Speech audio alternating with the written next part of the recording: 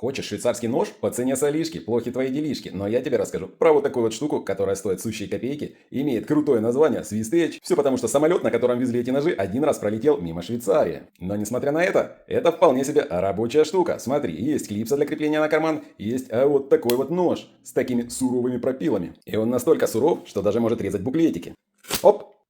Но не всегда с первого раза. Но настоящий нажиман ведь не сдается с первого раза. Нож блокируется и разблокируется. Как ты видишь по бокам, у него есть линейка, но это еще не все. Кроме ножа второй попытки, у него есть отличный битодержатель. Вот такого вот сурового реального размера. Но помни, биты лучше сюда ставить с вот таким вот шариком. А какой же настоящий мультиинструмент? Да без ножниц. Давай попробуем вытащить. А вытащить у нас не получается, потому что для начала надо открыть битодержатель. Да, не все инженеры учатся на пятерке. И наконец-то добираемся мы до ножниц.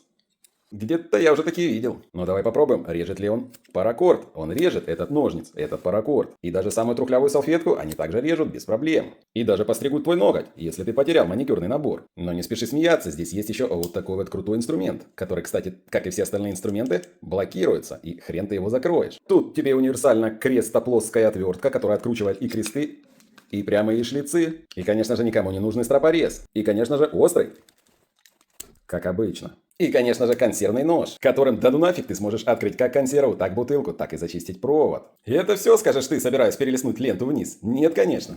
Здесь есть вот такая вот пила, с помощью которой ты сможешь заготовить дров на зиму. И она реально пилит сосну.